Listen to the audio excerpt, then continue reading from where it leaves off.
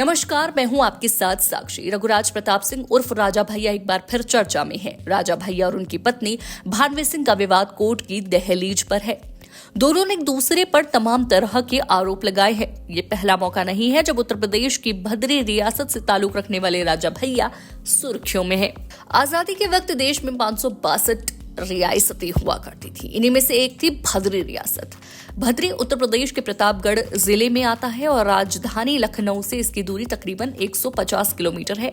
आजादी के बाद जब देसी रियासतों का भारत में विलय हुआ तो राजा राय बजरंग बहादुर सिंह बद्री की गद्दी पर थे। स्वतंत्रता सेनानी बजरंग बहादुर सिंह ने ही पंतनगर कृषि विश्वविद्यालय की नींव रखी थी और बाद में हिमाचल प्रदेश के राज्यपाल बने।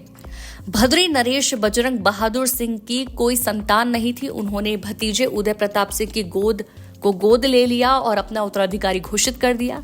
दूर स्कूल से पढ़े उदय प्रताप सिंह कभी आरएसएस और विश्व हिंदू परिषद का हिस्सा भी रहे हैं। दून स्कूल से पढ़े उदय प्रताप सिंह कभी आरएसएस और विश्व हिंदू परिषद का हिस्सा भी रहे हैं। 31 अक्टूबर 1962 को उदय प्रताप सिंह के घर बेटे का जन्म हुआ और उसका नाम रखा गया रघुराज प्रताप सिंह। आज ज्यादातर लोग रघुराज प्रताप सिंह को उनके असली नाम की जगह राजा भैया के नाम से जानते हैं, जो उन्हें अपने समर्थकों से मिला है। वैसे घर वाले राजा भैया को तूफान सिंह के नाम से भी पुकारते हैं। राजा भैया के पिता उदय प्रताप सिंह नहीं चाहते थे कि उनके बेटे को कोई औपचारिक शिक्षा दी जाए या स्कूल भेजा जाए। उनका मानना था कि इससे राजा भैया कमजोर हो जाएंगे, लेकिन उनकी मां स्कूल भेजने पर अड़ी रही। लखनऊ यूनिवर्सिटी से ग्रेजुएशन के बाद राजा भैया 1993 में पहली बार कुंडा विधानसभा सीट से निर्दलीय चुनाव मैदान में उतरे। उस वक्त उनकी उम्र महज 24 साल हुआ करती थी।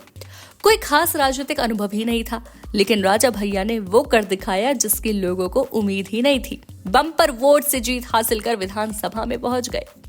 राजा भैया से पहले कुंडा विधानसभा सीट कांग्रेस का गढ़ हुआ करती थी। साल 1962 से 1979 तक कांग्रेस के नियाज हसन लगातार इस सीट पर कब्जा जमाते आ रहे थे।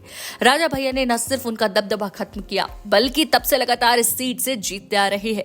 राजा भैया ने जब पहली बार सियासत में हाथ आजमाने का फैसला किया तो उनके पिता उदय प्रताप सिंह ने साफ मना कर दिया था। बाद में जब राजा भैया अपनी बात पर अड़े रहे तो उदय प्रताप सिंह ने कहा कि वो अपने गुरु की सलाह ले लें।